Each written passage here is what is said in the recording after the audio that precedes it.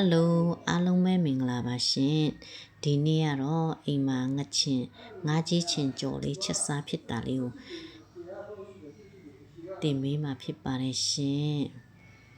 အရင်ကတော့ချက်ပြီးဝိုက်ပေါ့နော်ဒါပေမဲ့ဒီနေ့ကလည်းပြန်စားဖြစ်တော့အိမ်ကချက်တဲ့ဟင်းလေးကိုပဲပြန်တင်ဖြစ်ပါတယ်ရှင်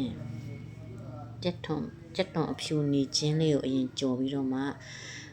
စနွင်းမုံလေးအနှဲငယ်အယောင်တင်မုံလေးအနှဲငယ်ထည့်ပါတယ်ရှင်ငချင်လေးကိုနည်းနည်းဆူဆူလေးစားချင်လို့ခရမ်းချင်လေးအနှဲငယ်ထည့်ပါတယ်ရှင်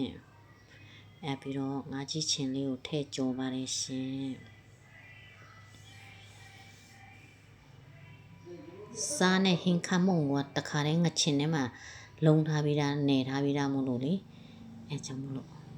ကဲပြင်ငရုတ်ဒီစိမ့်လေးထည့်ပြီးခဏအုပ်ထားပြီးတော့မှဒီနေထားလေးဆိုရင်အိုးကမှာဆိုလို့မွေပေးပြီးတော့မှရှက်နက်နက်လေးအုပ်ပေးလိုက်ပါတယ်ရှင်ပင်စိမ့်နဲ့ပို့လိုက်တာပေါ့နော်ပင်စိမ့်ကဝယ်ထားတာမရှိတဲ့ခါကျတော့ရှက်နက်နက်လေးပဲထည့်